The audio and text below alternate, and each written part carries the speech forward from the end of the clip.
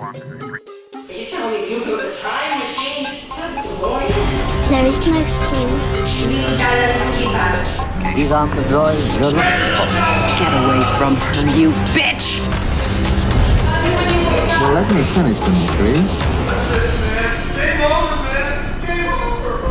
I only have one rule. Everyone fights, no one quits.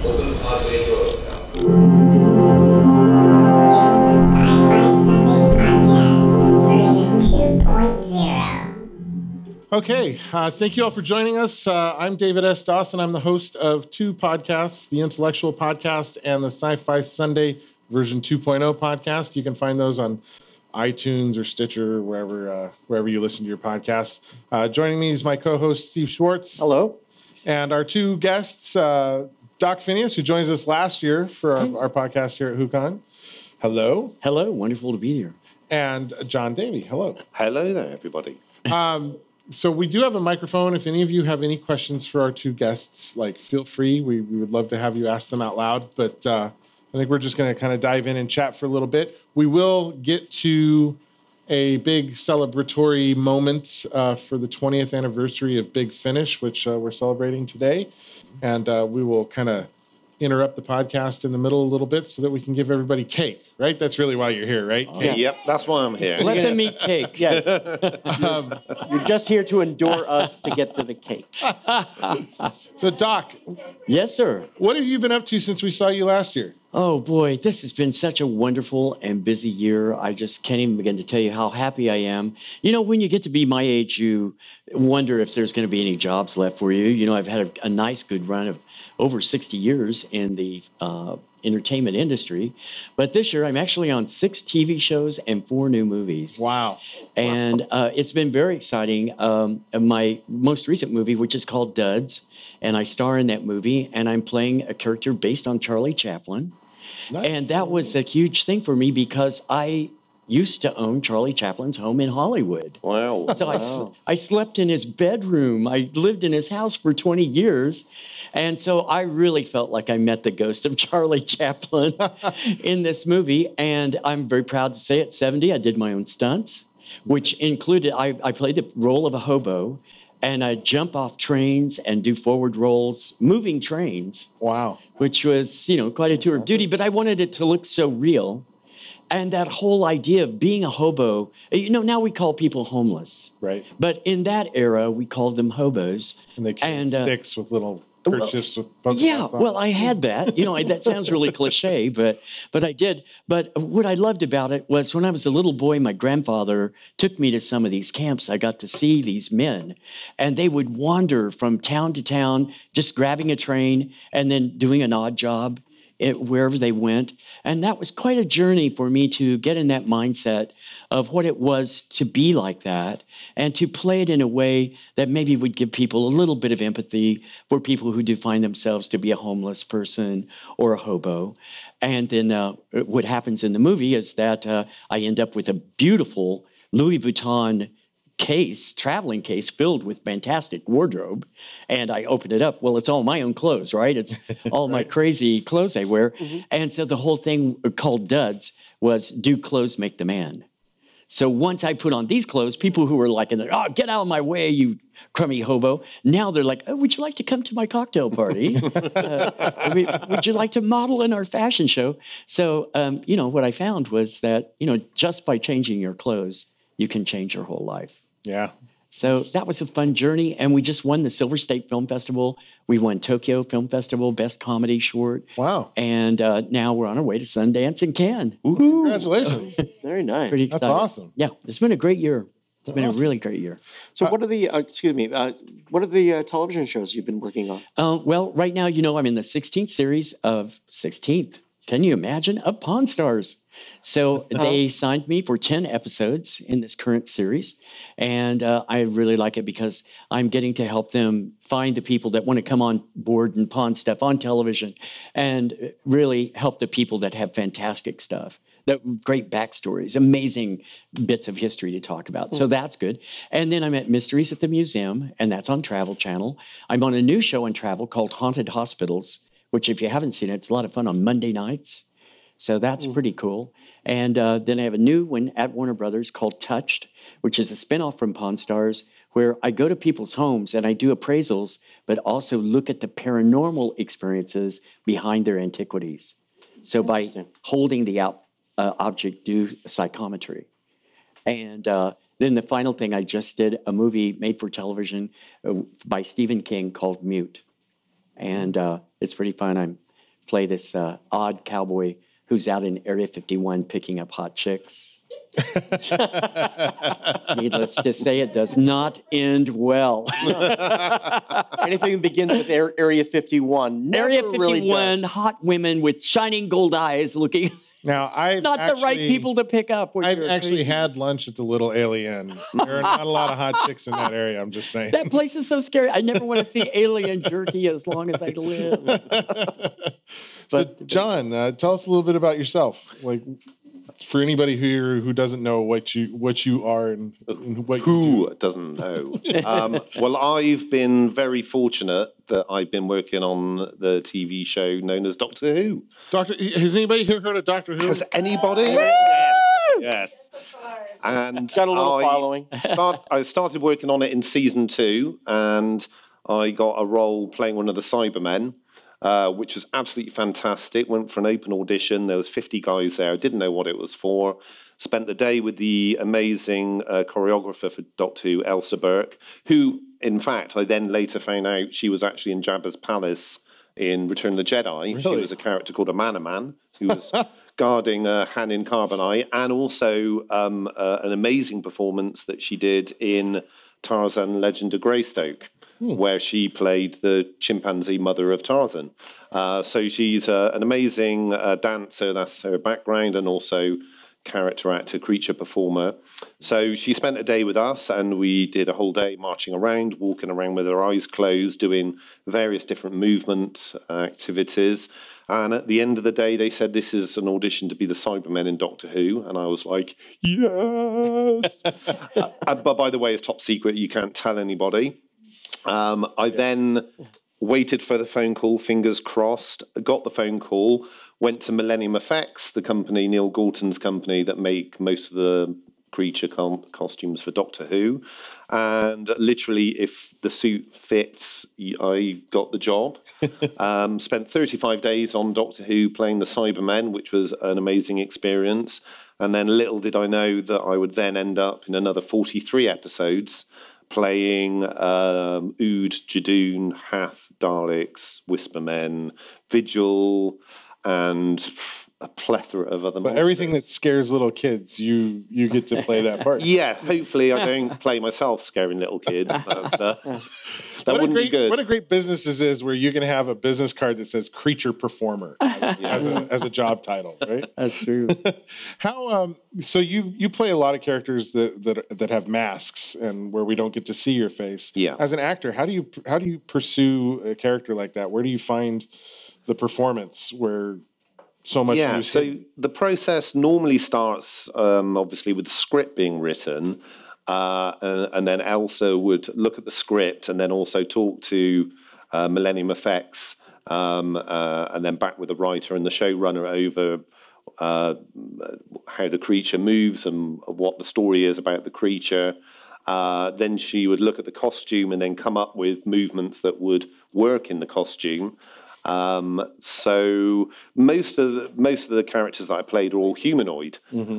So you obviously have to try and get away with not being too human. So obviously your movements will then reflect the character. Right. So there's a very specific way that a Cyberman stomps into a room, right? Like, that's right. Yeah. So they don't just gently glide into a space. And obviously in classic Doctor Who, the Cybermen kind of just wandered around like a man in a suit. Look more like spacemen than robots. Exactly. So the idea that Russell T Davies came up for in Series 2 was that Cybus Industries, John Lumick had created these Cybermen because he was dying and obviously wanted to live on with the aid of robotics. So the Cybus Industries Cybermen were all robots as such, but they would then cut the brain out of the humans and put the brain in to control it. So we had to make sure that we were very uniform and robotic in our marching, and we all had to march in time as well. Probably the trickiest thing to do was that we didn't swing our arms, because obviously when you walk in opposition. So when your right leg's forwards, your left leg sorts the gait of your body out. So most of the challenges were marching, but not swinging your arms. Has anybody tried to do that ever? I actually had to try to do that in my theater class when we were learning body motions. It's hard. Yeah. It's so hard to stop your arms from moving. Yeah, and you become very aware of your body and how your body moves. I think the other thing that was very difficult was actually standing still, doing nothing. It doesn't sound like it would be a challenge, but if you're wearing a costume that weighs 50 pounds, literally standing still and having to be very still is probably harder than actually moving. So most of the scenes where we just stood still, we have our arms out and our fists are clenched, and the gloves were made out of silicone, which has a tendency to spring back again. So you're literally straining all the time to keep yourself in this position. Normally when they would shout cut, you would just see these Cybermen kind of just then start watch them all melt. Yeah, but between scenes it is quite funny, because we all came up with our own little devices to actually stretch our body out, because it was so rigid. So you would sort of see Cybermen slumped to one side or bent over, kind of pushing up to try and alleviate strain on your back. Hey, Doc. Yes, sir. You have a plethora of incredible outfits. Oh, yeah. Do you have different outfits that are more suited for certain types of events? I mean, if we're talking about how costumes, affect the body and how we behave and move. I'm completely out of control. Completely. But right now I have 4,000 costumes. And, the thing is that I've always been a costume. Sorry. I've been and my mother is the culprit behind all of this. But when I started kindergarten, she started sending me to school because I wanted to be a clown. What do you want to be when you grow up? I want to be a clown, And so she would send me in clown outfits to kindergarten. And so I've just been collecting, and I just never could let go of a good costume. So over the course of 70 years, I have 4,000 costumes, 4,000 outfits. Wow. And a lot of them came very famous outfits, like Edith Head. I have outfits made by Edith Head. Wow, really? I went to all of the studio sales at Paramount. And so some of my jackets that I wear were used in Showboat, in the movie Showboat. And that's incredible. I also have, Tony Curtis gave me one of his jackets from Some Like It Hot. And I have Michael Jackson's leather jacket from Thriller given to me by the red Michael. one? The red one. Wow. Do you have like a whole separate house just for your clothes? Because I don't think I could, like my closet is like the... You all are Whovians. It's bigger on the inside. Just saying. But unfortunately, we should do an entire show just on your wardrobe. No. Well, no, I've taken up all 4 closets. Poor Harry has this much, He's like, are you putting a jacket on my side? Because, and now the entire garage, 2-car garage, is now usurped. Wow. Because when you make a movie, you have to keep the garb for at least 1 year in case you're going back for pickups. Right. So I have 2 racks right now just from the last movie that I made, like from Duds and from Devil in the Details. And then we still have a rack. We have a rack now that's assembling for my next movie, which is I'm in Marvel Comics in the #2 starring position in the Steampunk Adventures of Salem Tusk. That's so cool. So that's going to be an amazing new movie coming out with Bishop Stevens. I'm talking to this gentleman right here because I'm looking at John saying, hey, John, you need to be in this movie. Yes. So I'm hoping John and I are going to get that. Oh, yes, together. and I'm going, yes, I want to be in the movie. Come on. You know you want to. Let's a sea of green out there. Yeah. It would never be like, no, I just think John would be fantastic. Oh, that'd be amazing. I've already sent his photo off to our producer. And, I just, it's so much fun that a lot of times in Hollywood, you're going to see people they're in costume all the time, so they really don't wear a costume outside of being in front of the camera. But I'm so odd. I'm different. I wake up in the morning and I hear this voice, I swear to God, and it says, cobalt blue jacket, plaid pants, one leg, the other leg black, strange sunglasses, and a blue bow tie given to me by P. Diddy. I swear to God, I hear it coming from my higher power, and I'm like, yes, Lord, I'm on to it. And that's how my day wakes up. As oddly as it seems, a little bit like Adina Monsoon on Absolutely Fabulous, and yes. she has a dowser. Not the green. Not the green. So unfortunately, that's the madness that's possessed. And the hat just... Well, and the hat, and I was thinking of I normally wear a top hat. Right. But somehow I was thinking cyber time-traveling pimp. That's what nailed it. I'm so glad you all approve. Well, speaking of, your eccentric wardrobe, Yes. the Doctor is always known for having an eccentric wardrobe. Yes. Who enjoyed watching Jodie's Doctor find her wardrobe this past season?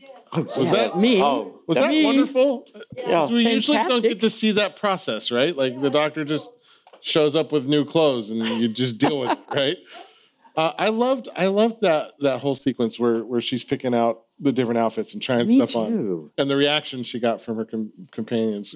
And it sends out a great message to young people today in a world that's kind of just, grungy. And I think people just kind of wear whatever they've got. And then it's like, hey, you could possibly have fun, doing this. And I get a lot of fan mail of people like, would you take me shopping? Especially from guys, because they're like, they want to go there and they'd like to look like a steampunk. And they're like, I think you've got my new look, Doc, but they don't know how to put it together, where to shop. And I actually take guys shopping, sometimes girls. That's the show.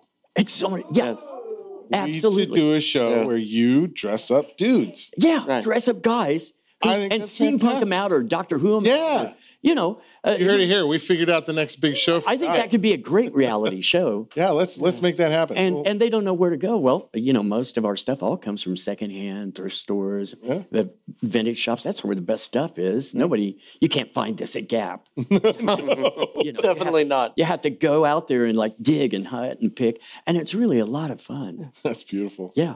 Hey, John. So, we talked about Doctor's clothes a little bit. As a creature performer in Doctor Who, what is your favorite creature from Doctor Who?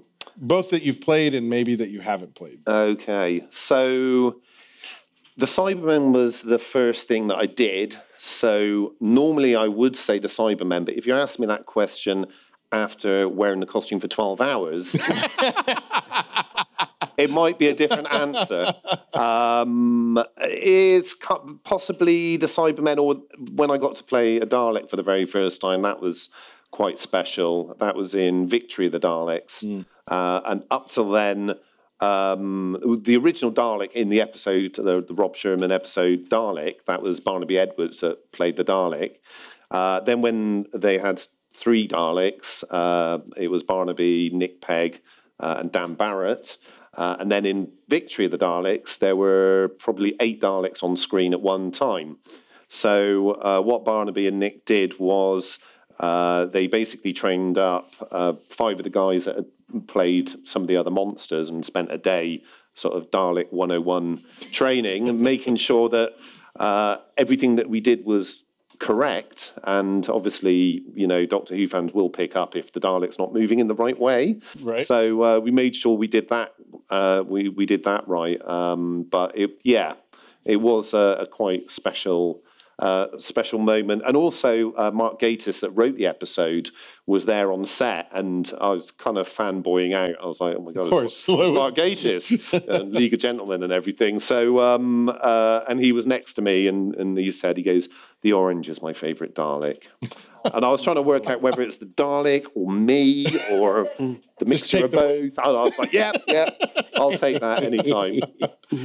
Yeah, just take whatever win you can take. Does anybody have any questions for our guests? Any guests? I just want to make sure that we're not hogging the conversation. Right there. Hold on, we want to get you on the mic so we can hear your question.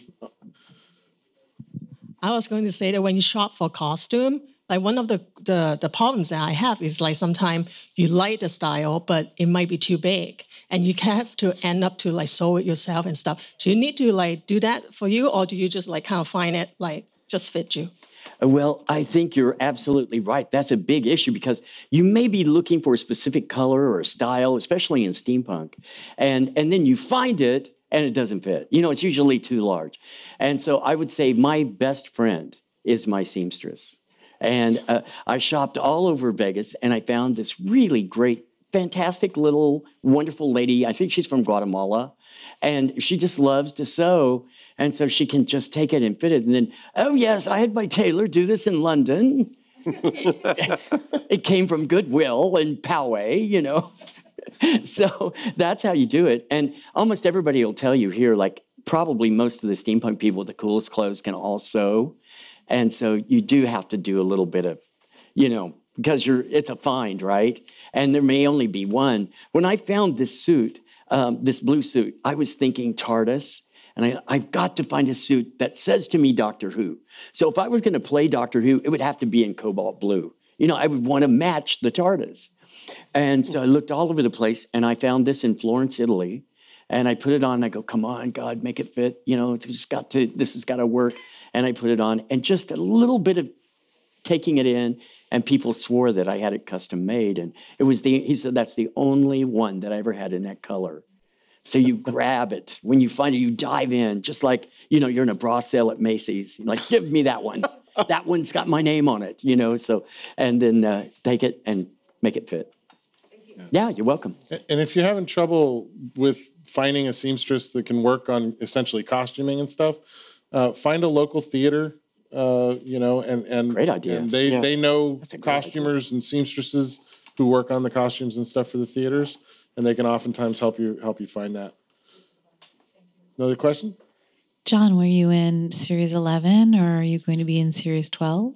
Can you say? Yeah, I knew you'd get that question. I didn't No, not this one. Didn't want to disappoint. John, on what day does Christmas fall this year? Well, obviously, when you're working on a show, they're very secretive about the whole show, and you're basically told you are not allowed to talk about the show or take any photographs or do any social media, otherwise you may not work on the show again. And sometimes it can be tricky because of social media. Some people will like to just make up things. And it happened to a friend of mine working on the set of Doctor Who that a fan noticed him and then tweeted, oh, I spoke to so-and-so, and he told me all about the episode. And he got a phone call from his agent saying, what are you doing talking to the fans' production of... Fairly quickly, too. Yeah. And he was like, I've got no idea what you're talking about. I just turned up, and obviously this person has made up the story. So possibly that's a very long-winded answer to your question that... I was in the last series. There we go. I was in Resolution, where I didn't play the Dalek. The Dalek was actually remote control this time, and it was fabricated by a very talented gentleman, Colin Newman, he built the TARDIS interior and the console, and also he worked on classic Doctor Who. But I was one of the soldiers in that episode, which was quite good fun, and you see me dead as well. So I did some of my best and most important thing to do when you're dead, because a body doesn't fall in a normal way. However, if you have to spend hours on end led on the floor in a certain position, you just make sure you're just led as comfortable as possible. Otherwise, if you're pulling this shape, you're going to have to spend an hour doing that. So die comfortably is what you're saying. Yeah. But as for the new series, who knows? But quickly, if I could just say something is coming out that I can talk about. well, I can't really talk about it, but I didn't care. Nobody's listening. Don't worry about it. Nobody's going to hear this. The BBC and HBO are making a new series called His Dark Materials, based on Philip Pullman's novel, and it's a much better interpretation than The Golden Compass, which didn't quite hit the mark. Right. And I play a character called a gobbler, which is one of the sort of very evil child catcher guys. So I think I will make the cut because they had to do some reshoots. And if you're shot in a reshoot, then you're almost definitely going to be seen. So keep an eye out for the face, and you'll see my face. I'm not behind a mask. All right. Yes. All right. Good for you, man. Good. So I think it's time for cake. Does everybody want some cake? Ooh. So the intellectuals, my little troupe of entertainers here in San Diego, we did a Big Finish radio drama last year at HooCon live, and this morning we did another one live, and we're celebrating the 20th anniversary of Big Finish here at San Diego HooCon with a Dalek cake. Look at this. Wow. Wow. Oh, very nice. Is he edible? He is not edible. Oh, okay. Daleks are not edible. Daleks are not edible. I was just wondering, are those individuals? Is everybody going to get one of these, or? Well, fortunately, we have. This is the prop cake. This is the prop cake. Okay. We have 2 Costco sheet cakes that will be available to all attendees and anybody else after the pod. Cameras are up there, John. After the pod. See that cake. There you go. All right. I want to make sure you all saw the cake. The cake. And I believe we have a couple of proclamations that we're sharing. We do. Right? First thing you want someone to hold that for you? No, I can hold it. But we'd like to sing Happy Birthday to Big Finish because we'll be sending this back to them. Okay. And then afterwards, we'll have a proclamation from the city of San Diego and the city of Los Angeles to Big Finish. Ooh. So, well, let's sing Happy Birthday to Big Finish. 1, 2, 3. Happy birthday to you. Happy birthday to you. Happy birthday, Big Finish. Happy birthday, Doctor Who. So with that, I'd like to bring up the representative from the mayor's office of San Diego. Ooh. Hi, good afternoon. My name is Guillermo Castillo. I am an intern at the mayor's office, at Mayor Kevin L. Faulkner's office, 36th mayor of the city of San Diego. I am honored here to represent Mayor Faulkner, and I would like to take the time to recognize John Lias for his tremendous contributions to Big Finish. I would like to personally congratulate you all for making the marking of the 20th anniversary.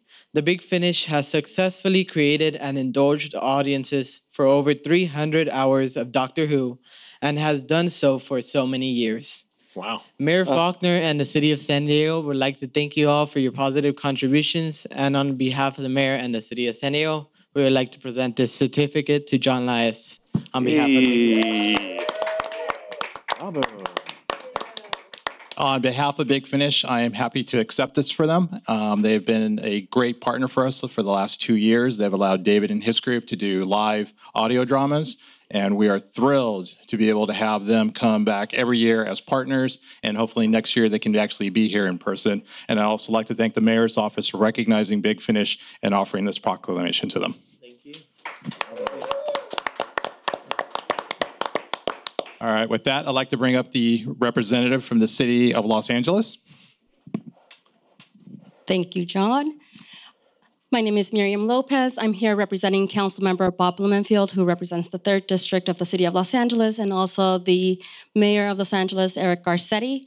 On behalf of the City of Los Angeles and the Mayor, my boss and fellow Whovian, Councilmember Bob Blumenfield, it is with great pleasure that I present the certificate to commend the talented creators and actors and producers of Big Finish. Your vision for this, for your vision on this momentous occasion. To all of you at Big Finish and from the City of Los Angeles, congratulate you on the occasion of your 20th anniversary. Although the Mayor, Eric Garcetti, and Councilmember Blumenfield could not be here, They would like to extend their best wishes for your continued success as you delight and indulge audiences for many more hours of Doctor Who adventures. Congratulations. Also, I want to say that we look forward to seeing a lot of you, if not all of you, in Los Angeles for Gallifrey 1 in February. Woo! Here, here. Picture there. Cool. Awesome. On behalf of Big Finish, I am happy to accept this proclamation from the city of Los Angeles. Unfortunately, none of their staff were able to be here this year, but again, they've been great partners with us, and hopefully next year they can be here in person and at Gallifrey 1 to represent the BBC and Big Finish and continue to delight audiences with even more audio dramas with starring the Doctors and the Companions. Thank you very much. Okay, so with that, I will turn the programming back to David, and cake will be available after the podcast. That is the deal. So. All right, well, let's hear it for Big Finish's 20th. Bravo. I know all these people are going to tear me apart if we don't have cake for them. So someone needs to bring cake in here stat. I'm terrified. Cake. That was really cool. And I think for me, it's one of the cool things about Doctor Who is like it's this little British show that could, right? And it's brought so many people of so many different backgrounds together. Where, look, the city of San Diego and the city of Los Angeles both made proclamations for Big Finish today. How cool is that? Yeah. Yes. It's kind of amazing. So cool. And I think that's one of the great lessons in Doctor Who, right? Is that lesson of inclusion and I think so. Not division, you know, but being together and accomplishing things together. I think that's when I find Doctor Who the most exciting, is when he and his companions, or she and her companions, are all working as a team to accomplish the goals of the particular episode that they're in. I get really excited when the whole team's engaged. Yeah, obviously using their minds, their intellect. Right. You know, the Doctor's most powerful weapon is the Doctor's mind. Yeah. To figure out these various situations. What a fantastic, essentially fantastic superhero to have, whose superpower is the mind, right? Yeah. And used for good. Yeah. That's such a lovely, lovely sentiment. Do we have any more questions from anybody in the audience? Anybody? You? I know you. You're full of questions. Come on. You can't just sit there with your camera. You got a question. I know you have a question. You can hold that, and we'll hold the microphone for you. Doc knows I talk, and even John knows I talk too much. Yes. Yeah, he's a Didn't have to agree so quickly. I was being very British and polite. Yeah. You're in America right now. Yeah, he was being kind to me. I agree. I think that Doctor Who is one of the best inclusive shows. It's always been very positive. Even when there's been something sad, it's always turned it into something pretty positive. However, I do have kind of what do you think of the diversity problems that the fandom's having right now, with everybody being mean to each other, is I guess the best way to say it. I know that many people are nice to each other, but on Facebook, I think the answer I have to that is we have to be cautious of the echo chamber nature of social media. And one voice can sound like thousands. Yeah. Even though it's not. And I am friends with many, many, many fans of Doctor Who from all walks of life and all variations. And I don't hear that negativity in the way that I read about it on social media. And I think we need to be very careful about this particular topic, because people are entitled to opinions and they can disagree with things.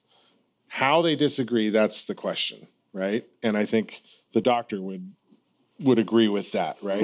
It's how you disagree with somebody that's important, you know, because you can disagree, but you don't have to be disrespectful. You don't have to be harmful or hurtful in any way, shape, or form, just because you don't see eye to eye with somebody else's views. Do you guys agree with that? And I think a lot of the problem is that it's very difficult to convey your thought or an opinion in 140 or 280 or whatever characters. Right. And also, if you're reading written text, it's very difficult to get the intonation of what that person's saying. You could actually physically read something lightheartedly. You could read the same thing and actually put a downbeat on it. Oxford comma, no Oxford comma, that sort of thing. Yeah, I use emojis all the time, even though I think, it might be a sort of slightly backwards way of trying to do something. But if you actually put a laughy, smiley face, sad face, it can actually then put forward your message a little bit better. The other thing as well is that people, if they see something, people are generally very impulsive. And normally what I would say is if you want to write a comment, leave it 2 hours, come back to it. If you still feel that way, maybe write it. Right. Because a lot of times I've gone to write something and I've gone, oh, no, maybe not. And then 2 hours later, I was kind of like, oh, I'm glad I kind of didn't write that, really. Right. So, and obviously now it's transpired in the way that the Facebook algorithm works, that obviously they've created a product and they want customer retention. And basically people seem to... whenever they react negatively, there's more retention. So then in the feed, all negative posts are generally the ones with the highest amount of comments. So, and like you were saying, it's like some echo chamber where, you look at everything and you go, oh my God, like the world's collapsing, but it's basically just picking very small conversations out of a larger conversation. Well, it's actually very interesting because the question was posed for Doctor Who, but if you look at the last 3 or 4 years of fandom, sci-fi fandom, fantasy fandom in general, this is a problem across the board. Star Wars has suffered from it tremendously with The Last Jedi and then Solo and the fallout of that. And there's still echoes of that, with the attendance figures being down at Disneyland this summer. People are using that as a way of reigniting the echo from the complaints they had a year ago. I'm going Thursday, so the attendance level will be up. It's awesome. 1. Steve works there. Oh, do you? Yes, I have my ears. I'll see you Thursday. But Indiana Jones. But and you see it with the Marvel and the DC echo chamber. One's better than the other, and the arguments that fly around over that. And it's a dangerous thing to listen to the negativity online and think that that's what's the normal viewpoint of people. Because the reality is, I think all of us, if we really think about it, if you really like something, you tend to not write about it. You just enjoy it and you're good to go. If you really dislike something, you're like, I'm going to make a comment about that. Someone needs to know that I'm unhappy. It's so easy to just spout out vitriol, and because you're looking for an avenue to vent. And you're looking for the attention. You want the eyeballs. You want the likes. But it's also anonymous online. So it's anonymous, and that's the problem, that anybody can be a mean boy or a mean girl now. You can just sit there and a lot of fake accounts. And so it's a very divided moment across the board, not just fandom, but everything, every television show that's out there. A lot of people are maybe just angry or mad that it's not them. There's a lot of jealousy. And so why write something positive when you're not happy or you're angry? So unfortunately, I think we've given a lot of maybe unnecessary power to the internet. That may not be, we used to look at Nielsen ratings to decide whether an actor is coming on board or not. Now they look at how many followers you have on Instagram. And the algorithms are so strange right now. You can lose 200, 300 followers just from a post that maybe they think that you don't look your best in your photo. Yeah. So I think that maybe we've given too much power to all of this. And it'd be kind of nice to just go back to the old ideas. When I was a kid, I remember my mother saying, well, if you don't have something nice to say, don't say anything at all. And I know that sounds sort of silly, but unfortunately, we've lost that sort of morality in the world today, where it seems like the negative thing is the cooler thing to say. Yeah, I think we should positive. start something like #defend positivity. Yeah. Or how about positive fandom? I like that too. I would like to get involved in a group that would be, let's think of positive things that we can say about the current fandom things that we have out there. How much fun we have cosplaying. I mean, if we were to lose fandom, that would be a big, huge loss. And cosplay is huge among young people. Well, and honestly, that's why we have our Sci-Fi Sunday podcast on, I think it's my wonderful. channel. I think it's a chance for me and my friends to sit down and talk mostly positively about things we love, you know, and guys be do. I think unapologetic about loving it, you know. And I think there should be more of that, and we should encourage that more. Here. I'm 100%. Any other questions from anybody? Anybody got anything? No. Here, somebody said to ask you guys the wild speculation. What do you see going forward for Doctor Who? You might know more than you're allowed to let on. So I know nothing. Making stuff up. What would you like to see in the next season of Doctor Who? Because I know people had things that they wished they'd seen more of. I was really happy to see the Daleks return and essentially classic Who creatures return in that New Year's special. And I hope that, well, we've heard the Jadoon are coming back, right? Which is a weird choice, but the Jadoon's coming back. So that's kind of cool. Are there any classic creatures you'd love to see in the next season of Doctor Who that you hope shows up? Well, one, I sometimes get asked, what monster would you like to play from classic Doctor Who, which as a child, and it really scared the bejesus out of me, was the Sea Devils. So if there's one thing that I would love to see, it would be the Sea Devils. Cool. I've thrown my name in the pot to be the 14th Doctor Who. Yay! I just did a panel here with Barbara Hambly, who, you know, is an amazing author in sci-fi, and I proposed the idea that Barbara write a fantastic 14th Doctor and allow me to come forward and play that. Could you imagine that combination? Would be very interesting. But I love the idea of having an opportunity of maybe less ageism. You know, don't worry about the age of the Doctor, and let him be some kind of time traveler where his age can change. He goes back in time, he goes forward in time. But the classic episodes are the best, definitely. And to bring all of that back, I think for all of us fans would be sensational. I think we'd all love it. What about you, Steve?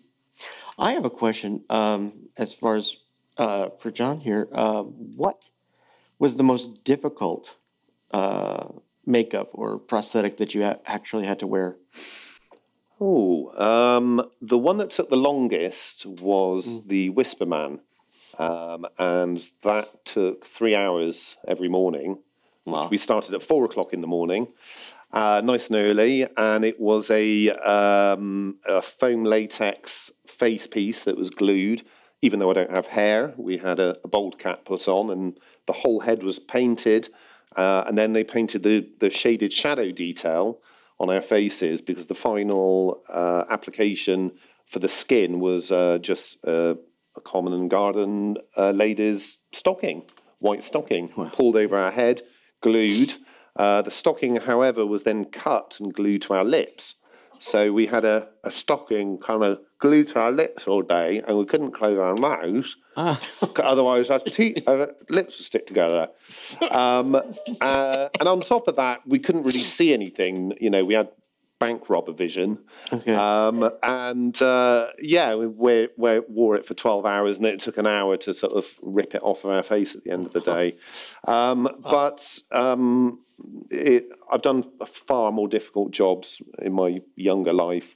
So, you know, obviously, it can be a little bit challenging, and most of the problem is not falling asleep, because most TV and film productions, they use a phrase, hurry up and wait. Mm-hmm. So you have to be there right on time, dead on time. You've got to be early, and they rush you through to get all these things done, and then you just sit for hours on end, waiting. Then all of a sudden they say, right, you've got to do your thing. We haven't got any time. We've got 5 minutes to get everything done. So, keeping your brain occupied is generally the best thing. The Cyberman, like I said earlier, weighed about 50 pounds. So you know that you had a good workout wearing one of those. But yeah, I wouldn't say it was difficult. I would say What would you say would be the easiest if you did? Possibly the Oud, which was a very comfortable, nicely tailored suit that we were wearing, and a big foam latex mask that just popped on over our head. And it was almost like being inside of a giant pillow all day. So again, the falling asleep kind of equation kicked in quite heavily on the warm and soft. Oh, Well, for myself, a creature I would love to see Jodie like interact with, and this is going to be weird. Y'all are going to look at me like I'm crazy, but I'd love to see Jodie deal with the adipose. I don't know why. It just, for me, it just seems like it'd be fun to see. But guys, thank you so much for sitting and chatting with us today and joining us for the Big Finish 20th anniversary celebration. Right. How cool is that? So really cool. So much Doctor Who for so long, both audio and video now.